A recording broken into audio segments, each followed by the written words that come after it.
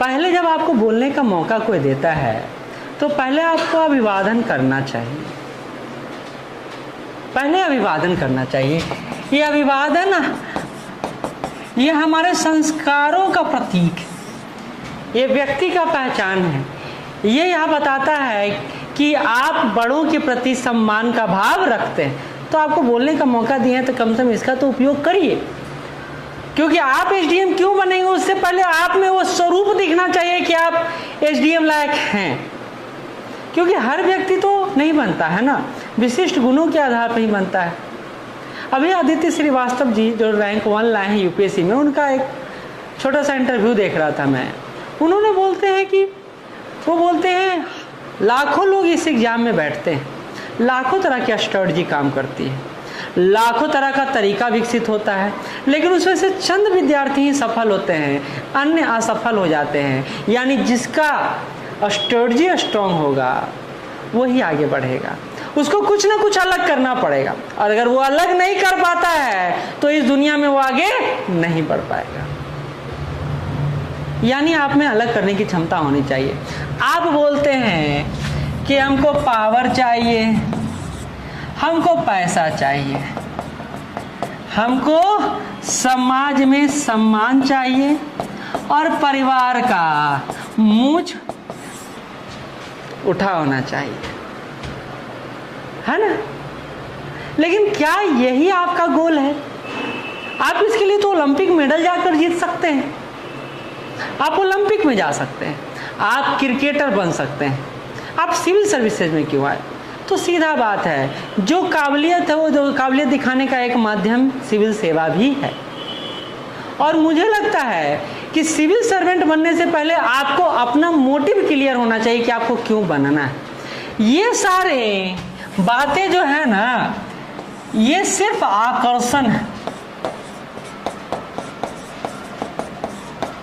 ये जुनून नहीं देता है। जुनून तब आता है जब आपके अंदर से कोई ऐसा मोटिवेशन निकल रहा हो जो सबसे अलग हो, क्योंकि ये तो ऐसे भी मिलेगा, ये तो ऐसे ही मिलेगा उस पोस्ट के साथ। लेकिन आपको क्यों बनना है, ये आपके अंदर का जो मोटिवेशन है वो दिखना चाहिए। वो रटा रटाया शब्द नहीं कि भैया हमारे पापा को बहुत दुख दिया है सब, तो पापा को ऊंचा करना है ना, मम्मी को सब बहुत बोलता है तो मम्मी के लिए बनना है, पापा बोल दिए कि जाओ बेटा नाम करके आओ तो नाम करने के लिए आ गए। ये सब बातें बस बनाने वाली है, क्योंकि हमारे पास कोई मोटो नहीं कि हम क्यों बने, क्या हम उस लायक भी हैं, पूछे भी नहीं कभी, हम चल पड़े हैं भीड़ में। कम से कम आपके पास पोटेंशियल तो होना चाहिए। आपका लेवल नहीं है उस लायक और उस आप दौड़ में हिस्सा ले लिए, गिरिएगा, बजड़िएगा, मरिएगा या फिर कुछ और प्रक्रिया से गुजरिएगा, लेकिन बनिएगा तो नहीं, जीतिएगा तो नहीं। ये बात कंफर्म। जीतने के लिए ना पहले मोटो क्लियर होना चाहिए, क्यों बनना है। तो सबसे पहली बात है कि समाज सेवा करना है, ये नॉर्मल सी बात है कि हर व्यक्ति बोलता है, क्योंकि उसको लगता है कि ये बहुत एकदम ट्रेडिशनल है, बोलेंगे तो काम चल जाएगा, कि हमको समाज सेवा करना है, इसलिए हम एसडीएम बनना चाहते हैं, डीएसपी बनना चाहते हैं, ऑफिसर बनना चाहते हैं। बिल्कुल गलत बात है। समाज सेवा प्रायोरिटी में है ही नहीं, और जो प्रायोरिटी में है वो है पी और पी, पावर और पैसा। लेकिन ये दोनों बोल नहीं सकते हैं, क्योंकि इससे तो हमारा पर्सनालिटी दिख जाएगा कि हमारा लेवल ही क्या है, हम क्यों करना चाह रहे हैं। इससे हमारा स्वार्थ भी दिख जाएगा, हमारा घृणित विचार भी दिख जाएगा, और सामने वाला इस बात को पसंद भी नहीं करेगा। तो ये तो छिपा हुआ अदृश्य स्वरूप है कि पावर और पैसा और पुरस्कार, ट्रिपल पी, पुरस्कार, ये तीनों चाहिए। मेन मोटो क्या है? स्वयं की पहचान। अब चलिए अलग सोचते हैं कि पहले तो आप बोलेंगे कि थैंक यू सर कि आपने ऐसा सोचा कि मैं एक एसडीएम बन सकती हूँ या एक बन सकता। आप पहले धन्यवाद देंगे ना सामने वाले को, क्योंकि आपको वो पोस्ट दे रहा है जो आप चाह रहे हैं। तो आपका कम्युनिकेशन शुरू जहाँ से हो वहाँ से आप पहले उसको अभिवादन करें, बताएं। फिर क्लास में अगर उपस्थित लोग हैं तो उन सबको भी बताएं कि आप लोग का भी धन्यवाद जो आप मेरे इस मेहनत में मेरे साथ खड़े या हमको सुन रहे हैं।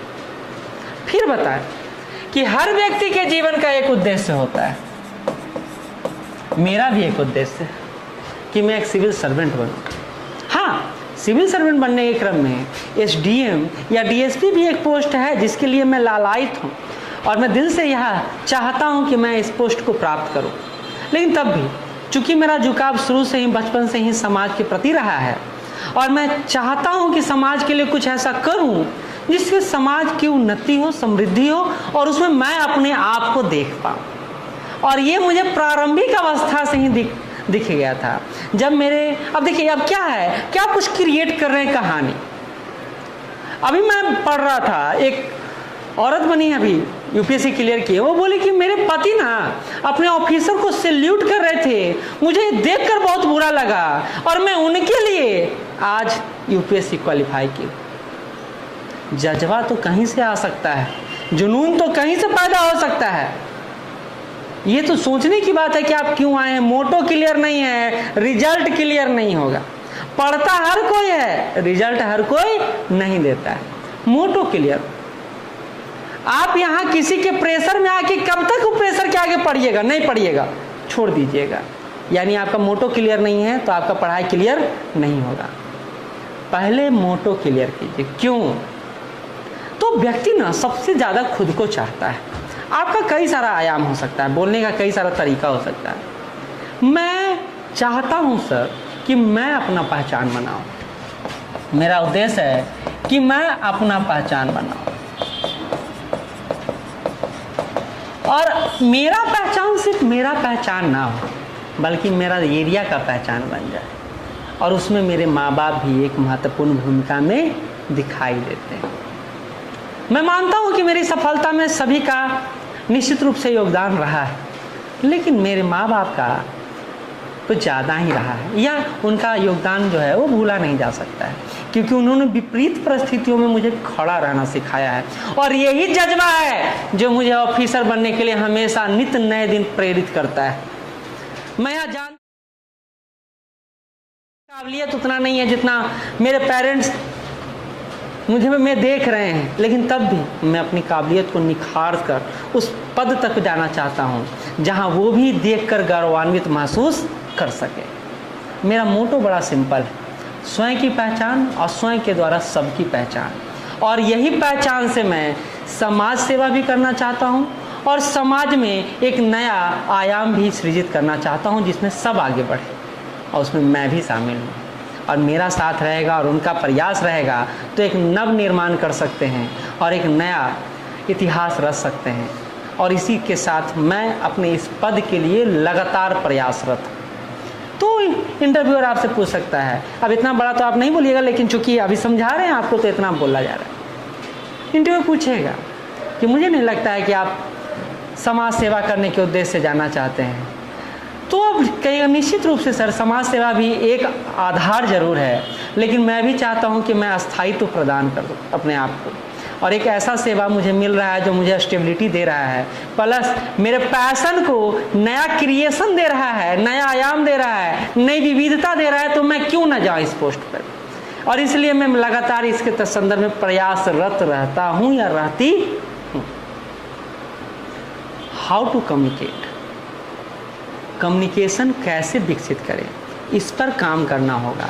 सिर्फ किताब रट लेने से, पढ़ लेने से, वही मोहनजोदड़ो, वही हड़प्पा, वही पॉलिटिकल पार्टी, वही मौलिक अधिकार, वही नागरिकता हर कोई पढ़ रहा है, लेकिन हर कोई सफल नहीं। क्यों? क्योंकि आप पढ़ रहे हैं, कोई उसको जी रहा है। दोनों में अंतर तो होगा। आप पास करने के लिए पढ़ रहे हैं, वो पहचान बनाने के लिए पढ़ रहा है। उसका जोश जुनून अलग है, क्योंकि वह अपने पहचान से अपने पति को पहचान दिलवाना चाहती है, वह अपने पहचान से अपने माँ बाप को पहचान दिलाना चाहती है।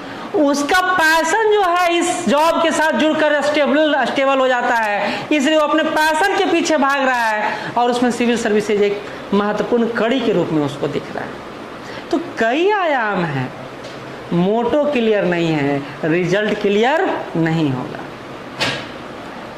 कोई फर्क नहीं पड़ता है कि आप 12वीं क्लास में हैं, आप ग्रेजुएशन फर्स्ट ईयर में, सेकेंड ईयर में हैं, एनसीईआरटी बैच में या एडवांस बैच में। फर्क ये पड़ता है कि आपके अंदर वो बात है नहीं, है कि नहीं, आग है कि नहीं, जुनून है कि नहीं, जज्बा है कि नहीं। और अगर वो नहीं है तो कितना दिन तक खींचिएगा गाड़ी को। ये माँ बाप पैसा भेज रहे हैं, हम खा रहे हैं, मोटा रहे हैं, सो रहे हैं, धो रहे हैं, जा रहे हैं और आ रहे हैं। तो वैसे में ही यही होगा कि जैसे पटना आए थे वैसे ही पटना से चले जाएंगे।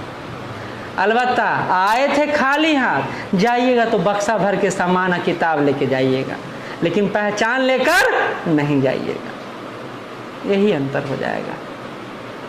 तो इसलिए पहले इसको साधने से पहले लक्ष्य साधिए, क्लियर कीजिए मोटो, क्यों आपको सिविल सर्वेंट बनना है।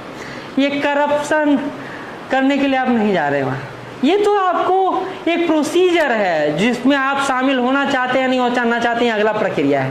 पैसा आपको मिल रहा है, आप जितना कमा सकते हैं उतना कमाइए।